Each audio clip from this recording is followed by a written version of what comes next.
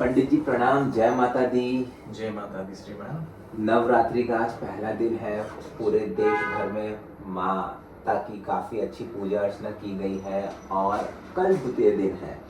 तो द्वितीय दिन का क्या सबसे अत्यधिक महत्व है और हमारे भक्तों को और व्यूअर्स जो आपको देख रहे हैं उनको क्या स्पेशल चीज़ों का ध्यान रखना चाहिए द्वितीय दिन में नवरात्रि के? धन्यवाद। देखिए, मैं सभी भक्तों को जय माता दी का कहना चाहूँगा। और द्वितीय दिन माता ब्रह्मचारिणी का होता है, जो त्याग, तपस्या, धैर्य प्रतीक हैं जी। उनकी पूजा अर्चना करना, यानी कि प्रत्येक भक्त के जीवन में, जो भी भक्त उनकी पूजा अर्चना करता है उसके जीवन में संयम और त्याग की भावना की वृद्धि होती है। जी, माता जो कि आज के दिन में बहुत ज्यादा जरूरी भी जी है। जी जी आज के युग में सबसे बड़ा जो प्रॉब्लमेटिक आ रहा है सभी के जीवन में, वो आ रहा है धैर्य की अभाव होना।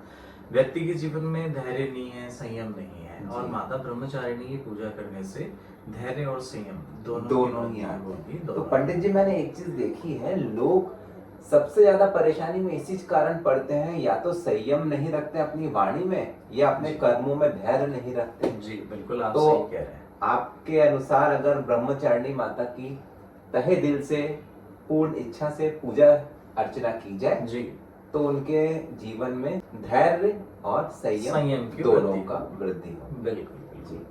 देखिए, माता वैसे तो आपके भाव से प्रसन्न होती है जी। परंतु भावपूर्ण मन के साथ में यदि अगर भक्त सफेद पुष्प या पीले पुष्प का प्रयोग करे पूजा में, और ओम ब्रह्मचारिणी नमः इस मंत्र के 21 बार या 11 बार जाप करके माता को पुष्प, चंदन और रोली चढ़ाए, सिंदूर चढ़ाए, तो डेफिनेटली उसके जीवन में काफी अच्छा प्रभाव रहता है। वो संयमित होता है अपने कर्म को लेकर के, अपने विचारों को लेकर के, अपनी प्रतिक्रियाओं को लेकर के, और भावी जीवन में संयम और धैर्य के साथ में अपने प्रत्येक उस मुकाम को हासिल करने के लिए तत्पर होता है जिसके लिए वो प्रयासरत है और पा नहीं पा रहा है, उसे लक्ष्य वो मिल नहीं रहा है।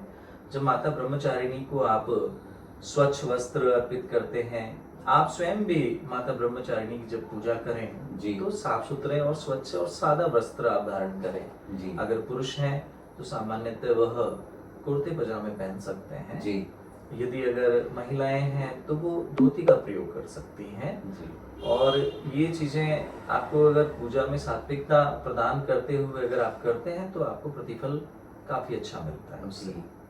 आप पूजा में एक विशेष ध्यान रखें, माता ब्रह्मचारिणी को सफेद मिठाई का भोग लगता है। अगर किसी के पास उपलब्ध नहीं है, मान लीजिए घर पे, या फिर आप कहीं पे दूर हैं, मंगवा नहीं पाए हैं, या सुबह सुबह का समय है, तो वैसी स्थिति के अंदर आपको करना ये है कि घर में चीनी, मिश्री या फिर बतासे सभी के पास मिल जाते हैं, तो बतासे का या फिर बाद में चीनी मिश्री का भोग, या आप गुड़ का भोग भी लगा सकते हैं माता जी।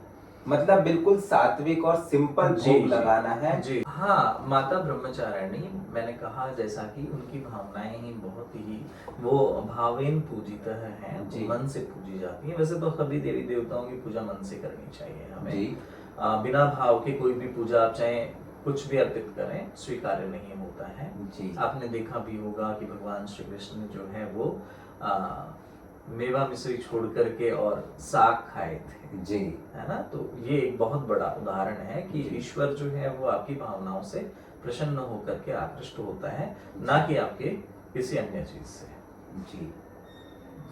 तो धन्यवाद पंडित जी, हमें काफी ज्ञान देने के लिए। द्वितीय दिन में क्या करना है, कैसे पूजा करनी है ब्रह्मचारिणी देवी की, तो आप सभी ने देखा किस हिसाब से पूजा करनी है, कैसे पूजा करनी है। पंडित जी ने हमें काफ़ी सिंपल शब्दों में बताया है। तो यहीं पर इस वीडियो को हम समाप्त करते हैं और आप सबसे उम्मीद करते हैं आप ज़्यादा से ज़्यादा इस वीडियो को लाइक शेयर कीजिए, चैनल को सब्सक्राइब कीजिए। पंडित जी ऐसे ही रोज़ नए नए विचारों के साथ आपके सामने आते रहेंगे और आपको ज्ञानवर्धक चीज़ें देते रहेंगे। धन्यवाद। जय माता। जय माता।